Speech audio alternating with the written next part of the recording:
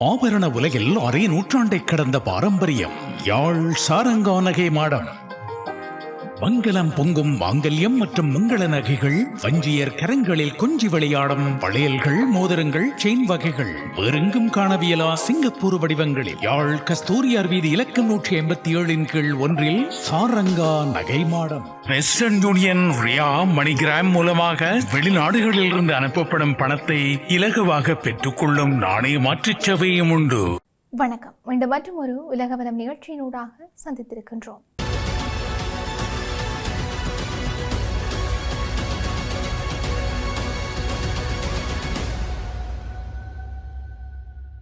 Russia Ukraine போர், காசா மோதல் மற்றும் மத்திய கிழக்கில் தொடர்ந்து அதிகரித்து வரும் பாதுகாப்பு பதற்றம் ஆகியவற்றுக்கு மத்தியில் அமெரிக்கா ஈரான் உறவில் புதிய திருப்பத்தை ஏற்படுத்தும் வகையில் அமெரிக்க ஜனாதிபதி டொனால்ட் ட்ரம்ப் முக்கிய அறிவிப்பை வெளியிட்டிருக்கிறார். ஈரானுடனான அமைதி பேச்சுவார்த்தைகள் இன்றைய தினம் திங்கட்கிழமை மீண்டும் தொடங்க இருக்கிறதாக அவர் தெரிவித்திருந்ததோடு, ஈரான் மீது நடத்த திட்டமிடப்பட்டிருந்த பெரிய அளவிலான ராணுவ தாக்குதல் ரத்து செய்யப்பட்டதாகவும் கூறியிருந்தார். இந்த அறிவிப்பு சர்வதேச அரசியல், பாதுகாப்பு மற்றும் பொருளாதார வட்டாரங்களில் பெரும் கவனத்தை ஈர்த்திருந்தது. அமெரிக்கா மற்றும் ஈரான் இடையிலான உறவு கடந்த பல தசாப்தங்களாக பதற்றம் நிறைந்த ஒன்றாகவே இருந்து வருகிறது. அணு ஆயுத திட்டம், பொருளாதார தடைகள், மத்திய கிழக்கில் செல்வாக்கு செலுத்தும் போட்டி, கடற்பாதுகாப்பு மற்றும் பிராந்திய ஆயுத குழுக்களுக்கு வழங்கப்படும் ஆதரவு உள்ளிட்ட பல்வேறு விவகாரங்கள் இரு நாடுகளுக்கும் இடையே தொடர்ச்சியான மோதல்களை உருவாக்கி வருகின்றன. இந்த நிலையில் நேரடி பேச்சுவார்த்தைகள் மீண்டும் தொடங்குவதாக ட்ரம்ப் அறிவித்திருப்பது உலக நாடுகளின் கவனத்தை ஈர்த்திருக்குது. அமெரிக்க ஜனாதிபதி டொனால்ட் ட்ரம்ப் தன்னுடைய அதிகாரப்பூர்வ பயணத்தின் போது ஏர்ஃபோர்ஸ் ஒன் விமானத்தில் செய்தியாளர்களை சந்தித்த போது இந்த முக்கிய அறிவிப்பை வெளியிட்டிருந்தார். அப்போது அவர் ஈரான் மீது நடத்தப்பட இருந்த தாக்குதல் உருவாகி கொண்டிருப்பதை அவர்கள் அறிந்திருந்தார்கள். அதன் தீவிரத்தையும் அவர்கள் உணர்ந்துமிருந்தார். தற்போது நாங்கள் அவர்களுடன் பேச்சுவார்த்தை வடிவில் பேசிக் கொண்டிருக்கின்றோம். அது நாளை மதியம் தொடங்குகின்றது. அதன் பிறகு என்ன நடக்கின்றது என்பதை பார்ப்போம் என்று சொல்லி தெரிவித்துமிருந்தார். ட்ரம்பின் இந்த கருத்து ராணுவ நடவடிக்கைக்கு மாற்றாக ராஜதந்திர முயற்சிக்கு முன்னுரிமை அளிக்கப்படுவதை வெளிப்படுத்துவதாக பார்க்கப்பட்டும் இருக்குது. இருப்பினும் பேச்சுவார்த்தையின் நோக்கம் என்ன, யார் பங்கேற்கிறார்கள், எந்த நாட்டில் நடைபெறுகின்றது போன்ற விவரங்களை அவர் வெளியிடவில்லை என்று சொல்லியுமே தெரிவிக்கப்பட்டிருக்குது. சில நாட்களுக்கு முன்பு ஈரானுக்கு எதிராக அமெரிக்கா மிகப்பெரிய தாக்குதலை நடத்த திட்டமிட்டிருந்ததாக ட்ரம்ப் தெரிவித்தும் இருந்தார். ஆனால் இறுதி நேரத்தில் அந்த திட்டம் கைவிடப்பட்டதாகவும் அவர் கூறியும் இருந்தார். அவருடைய விளக்கத்தின்படி தாக்குதல் நடத்தப்பட்டிருந்தால் மத்திய கிழக்கு முழுவதும் பெரிய அளவிலான போர் வெடிக்கும் அபாயம் இருந்ததாகவும், அதனால் நட்பு நாடுகள் தலையிட்டு அந்த நடவடிக்கையை நிறுத்துமாறு வலியுறுத்தியதாகவும் தெரிவித்திருந்தார். இந்த அறிவிப்பு வெளியானதும் உலக அரசியல் வட்டாரங்கள்ல பல்வேறு கேள்விகள் எழுந்திருந்தன. தாக்குதல் எந்த இலக்குகளை நோக்கி திட்டமிடப்பட்டது, அது எந்த கட்டத்தில் நிறுத்தப்பட்டது என்ற விவரங்கள் அதிகாரப்பூர்வமாக வெளியிடப்படவில்லை. ட்ரம்பின் கூற்றுப்படி சவுதி அரேபியா, ஐக்கிய அரபு அமீரகம், கட்டார் உள்ளிட்ட அமெரிக்காவின் முக்கிய கூட்டாளி நாடுகள் தாக்குதலை நிறுத்துமாறு கேட்டுக்கொண்டதாக தெரிவித்தும் இருக்கின்றார். மத்திய கிழக்கில் ஏற்கனவே நிலவும் பதற்றம் மேலும் தீவிரமடையக்கூடும் என்பதால் இராணுவ நடவடிக்கையை தவிர்த்து பேச்சுவார்த்தை மூலமாக தீர்வு காண வேண்டும் என்று சொல்லி அந்த நாடுகள் வலியுறுத்தியதாக அவர் கூறியும் இருக்கின்றார். ட்ரம்பின் அறிவிப்பை தொடர்ந்து ஈரானின் அரை அரசு செய்தி நிறுவனங்கள் கடுமையான விமர்சனங்களை வெளியிட்டும் இருந்தன.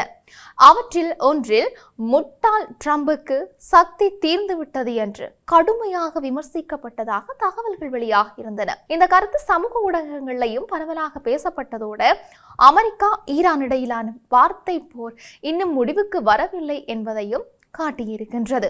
அமெரிக்கா மற்றும் ஈரான் இடையிலான உறவு உலகின் மிக முக்கியமான பாதுகாப்பு விவகாரங்களில் ஒன்றாக கருதப்படுகிறது. ஈரானின் அணுத்திட்டம், ஏவுகணை மேம்பாடு, ஹார்மோஸ் கடல் சந்தி பாதுகாப்பு, பொருளாதார தடைகள், மத்திய கிழக்கில் செயல்படும் ஆயுத குழுக்களுக்கு வழங்கப்படும் ஆதரவு போன்ற பல்வேறு பிரச்சனைகள் இந்த பேச்சுவார்த்தையின் முக்கிய அம்சங்களாக இருக்கும் என்று சொல்லியும் எதிர்பார்க்கப்பட்டிருக்குது. இந்த விவகாரங்கள்ல முன்னேற்றம் ஏற்பட்டால் உலகளாவிய பாதுகாப்பு சூழலில் குறிப்பிடத்தக்க மாற்றம் ஏற்படலாம். அமெரிக்காவுக்கும் ஈரானுக்கும் இடையிலான மிகப்பெரிய கருத்து வேறுபாடு ஈரானின் அணுத்திட்டம் தொடர்பானதே. அமெரிக்கா ஈரான் அணு ஆயுதங்களை உருவாக்க முயற்சிப்பதாக குற்றம் சாட்டியும் வருகின்றது. ஆனால் ஈரான் தன்னுடைய அணுத்திட்டம் முழுமையாக அமைதியான மின்சார உற்பத்தி மற்றும் அறிவியல் ஆய்வுகளுக்காக மட்டுமே பயன்படுத்தப்படுவதாக தொடர்ந்து தெரிவித்து வருகின்றது. இந்த விவகாரம் பல ஆண்டுகளாக சர்வதேச அரசியல்ல முக்கிய இடத்தை பிடிச்சிருக்குது. ஈரான் மீது அமெரிக்கா பல்வேறு பொருளாதார தடைகளை விதித்தும் இருக்குது. இந்த தடைகள் காரணமாக எண்ணெய் ஏற்றுமதி, வங்கி பரிவர்த்தனைகள், வெளிநாட்டு முதலீடுகள் மற்றும் சர்வதேச வர்த்தகம் ஆகியவை கடுமையாக பாதிக்கப்பட்டிருக்கின்றன. ஈரான் அந்த தடைகளை நீக்க வேண்டும் என்பதையே தொடர்ந்து வலியுறுத்தியும் வருகின்றது.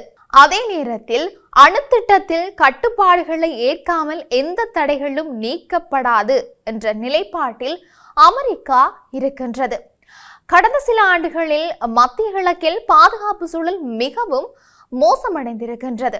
காசா போர், லெபனானில் ஹிஸ்புல்லா நடவடிக்கைகள், ஜெர்மனியில் ஹவுதி தாக்குதல்கள், சிரியாவில் நடைபெறும் மோதல்கள் உள்ளிட்ட பல்வேறு காரணங்களால் பிராந்தியம் தொடர்ந்து பதற்றத்தில் இருக்கின்றது. இந்த சூழலில் அமெரிக்கா ஈரான் உறவு மேலும் மோசமடைந்தால் முழு பிராந்தியமும் பாதிக்கப்படலாம் என்று சொல்லி பாதுகாப்பு நிபுணர்கள் எச்சரித்தும் வருகின்றார்கள்.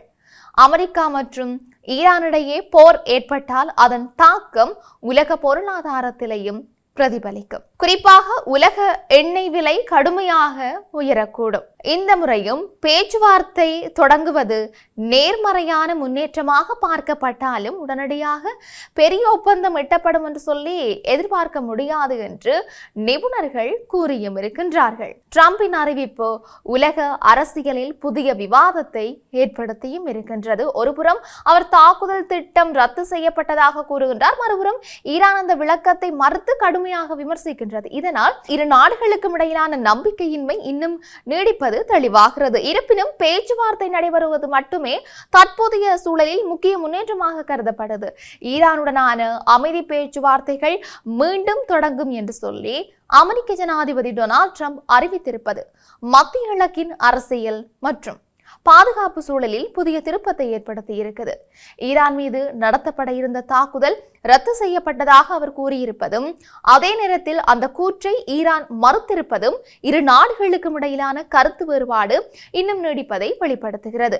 அணுத்திட்டம், பொருளாதார தடைகள், பிராந்திய பாதுகாப்பு மற்றும் இராணுவ பதற்றம் போன்ற முக்கிய பிரச்சனைகள் இந்த பேச்சுவார்த்தையில் விவாதிக்கப்பட இருக்கின்ற நிலையில் உலக நாடுகள் அதன் முடிவை மிகுந்த எதிர்பார்ப்புடன் கவனித்தும் வருகின்றன. இந்த பேச்சுவார்த்தை வெற்றியடைந்தால் மத்திய கிழக்கில் நிலவும் பதற்றத்தை குறைக்கும் முக்கிய வாய்ப்பாக அமையக்கூடும். தோல்வியடைந்தால் மீண்டும் இராணுவ மோதலுக்கான சூழல் உருவாகும் அபாயமும் இருப்பதாக சர்வதேச அரசியல் ஆய்வாளர்கள் எச்சரித்தும் இருக்கின்றார்கள்.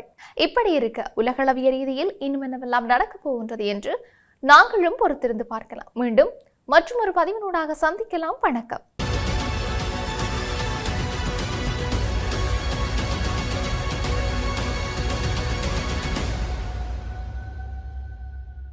ஆபரண உலகில் அரை நூற்றாண்டை கடந்த பாரம்பரியம்.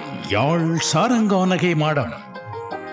மங்களம் பொங்கும் மாங்கல்யம் மற்றும் மங்கள நகைகள், வஞ்சியர் கரங்களில் கொஞ்சி விளையாடும் வளையல்கள், மோதிரங்கள், செயின் வகைகள் வேறெங்கும் காணவியலா சிங்கப்பூர் வடிவங்களில் யாழ் கஸ்தூரியார் வீதி இலக்கம் 187 கீழ் 1 சாரங்கா நகை மாடம். வெஸ்டர்ன் யூனியன், ரியா, மணிகிராம் மூலமாக வெளிநாடுகளில் இருந்து அனுப்பப்படும் பணத்தை இலகுவாக பெற்றுக்கொள்ளும் நாணய மாற்றுச் சேவையும் உண்டு.